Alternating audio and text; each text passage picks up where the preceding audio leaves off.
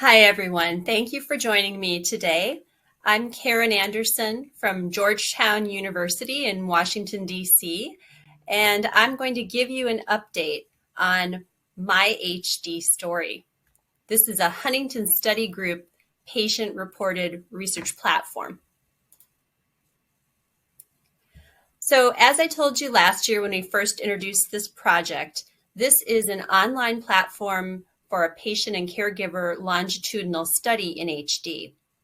We are aiming to create a repository for self-reported data, which we're going to collect over time to look at the progression of Huntington's disease as reported by both patients and family members, those at risk, and others involved in HD care. It'll give an opportunity for sponsors from other studies to collect longitudinal data for patients during or after clinical trial participation, and hopefully open up opportunities for many other researchers as well. So myHDstory is an online research platform. It aims to connect people who are affected by HD with clinical researchers who may have new outcome measures or other ideas they want to pilot directly with patients and their family members, medical product innovators who may want to get opinions from patients and families about new products, risks, benefits, and also regulators who may want to better understand how patients prioritize treatments, benefits, and risks. We're going to do this by collecting direct patient-reported outcomes, or PROs. I want to take a minute to thank our steering committee. So I serve as the PI for the project. We have Pierre Dehaze from Neurotargeting, and Neurotargeting is the company building the platform for myHDstory. Andy Fagan, Jody Goldstein, Kevin Gregory, Jack Griffin, Will Ho, Elise Kaysen, Sherry Cannell, Brett Kinsler from Strategic Interests, and Irish Olson, who serves as our co-PI for the project. So as you can see from this list of people, extremely busy bunch, and they've devoted a tremendous amount of time and energy to making this project really successful and moving it along. So we all understand about the unmet needs that face HD research and that we also see in clinical care. There are a lot of barriers and costs to getting patients into clinical trials. It can take a long time to identify the correct patients for trials. The patients who come to our HSG sites might be very engaged, very interested in research, but there could be complex inclusion-exclusion processes that are very daunting to get through, particularly during a clinic visit. And of course, we know that the vast majority of people who have HD are not actually engaged in research or specialty care. They're generally seen outside of specialty centers, and they may never set foot at an HSG research site. It can be really challenging to enroll participants and to get them into a study quickly so that we can get information about treatments back to the patient community quickly. And retaining participants can be tough. It's wonderful that we're moving to studies that don't always have a lot of visits, but then the patients and subjects may not feel so engaged. So having some way for them to feel in between study visits that they're connected to the study and that they're part of something could be really important. We also don't have great follow-up after study completion.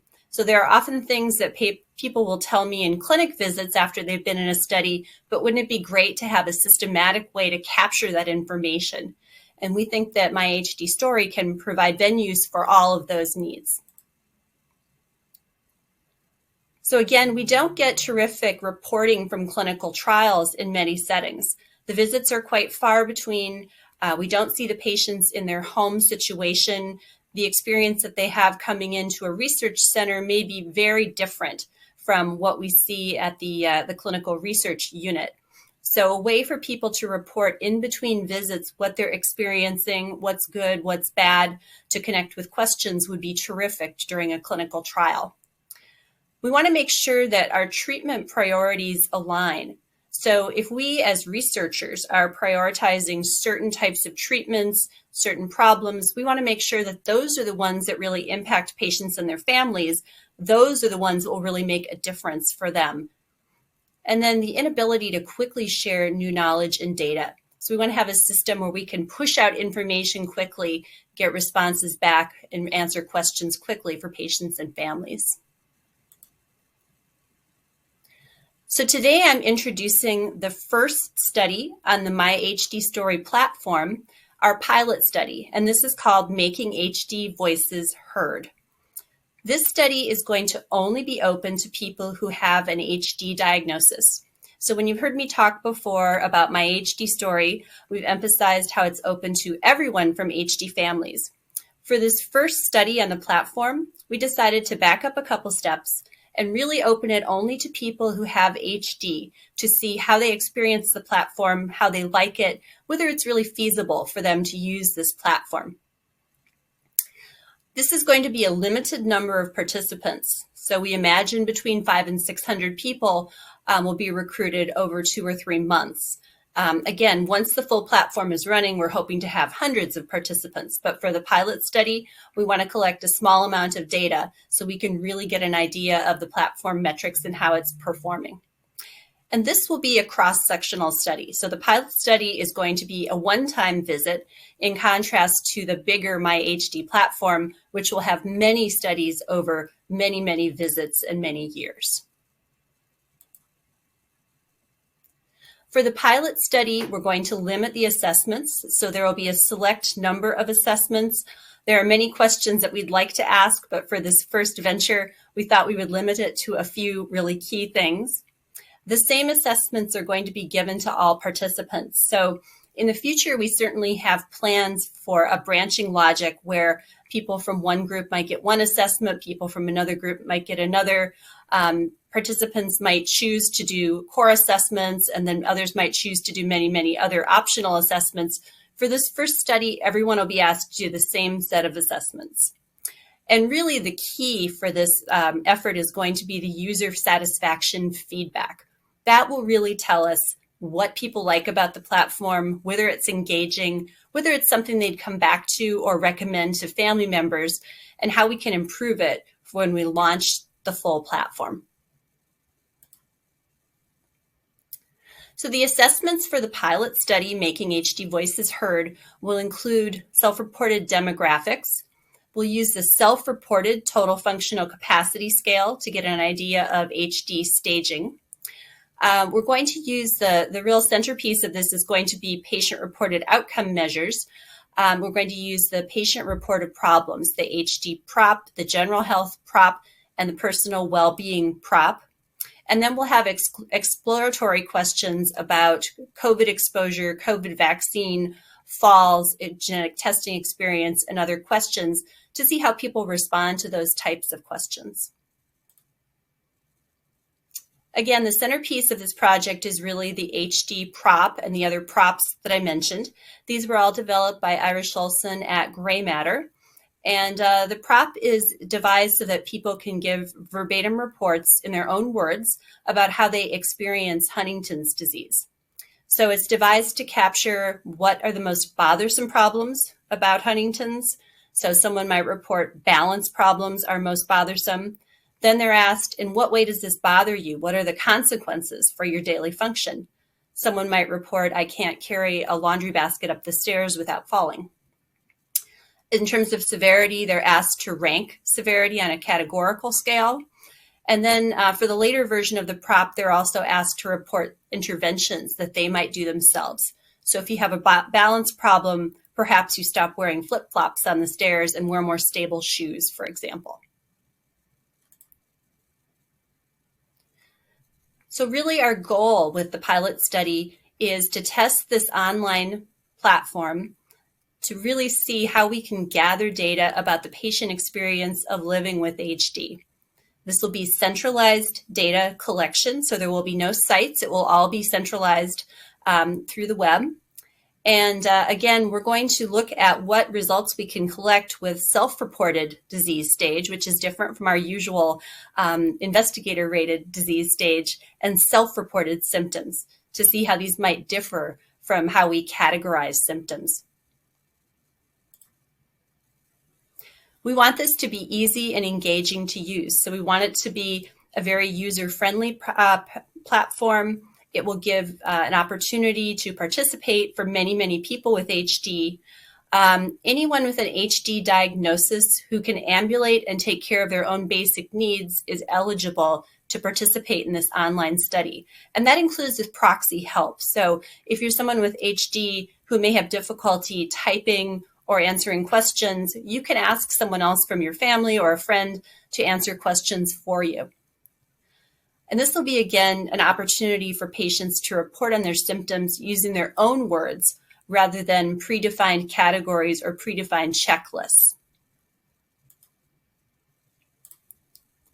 So we hope that this platform will really be beneficial to many stakeholders. Certainly for sponsors, it will give them the opportunity to drive new treatments, probably faster treatment development because we can engage the patient community much more quickly, provide new insights into what's important to patients and families, and also inform the strategy of where patients and families would like to see treatments go, and then again, connect directly with patients. For patients and families, we want to improve study access. We want to be able to connect them directly back to researchers. It's going to be a huge benefit because people can participate from the comfort of their own homes, and it'll be a personal experience, again, using their own words. For advocacy groups, it will help them to locate people who aren't currently engaged in HD care or research. It'll help them to increase their support mission by finding out what type of support patients and families would like. It'll inform their future strategies for patient needs and provide better communication with patients and families.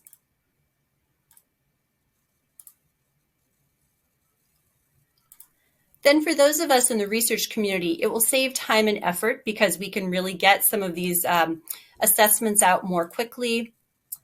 We can improve retention in studies by giving patients engagement in between in-person study visits. It will inform our strategy of where we think the research should go to most benefit patients and families. Will help us to locate participants outside of HSG sites who may not currently be participating in research, and will hopefully diversify the participants that we have in clinical trials. It will give us a chance to really leverage some of these assessment tools. We can roll them out very quickly on this platform and test them really fast in different populations. So again, we're hoping this platform will provide benefit to numerous stakeholders across the spectrum of people who work with HD or who experience HD. So I'm happy to report on the progress with myHDstory. As I said, the pilot study is almost ready to go. So we have full protocol, informed consent, and those have been submitted to the IRB. We are in the process of setting up beta testing, and that will be in the next few weeks. And we plan to launch the pilot study at the end of 2021. So if any of you have patients who might be interested in doing this pilot study, again, it's completely online. We'll be sending out information very soon about how people can participate. In the future, of course, we hope that data from the pilot study will inform larger and longitudinal studies, and this will really magnify the patient voice in their own words. And we're planning to be able to share information from this platform with the entire HD research and clinical and patient community.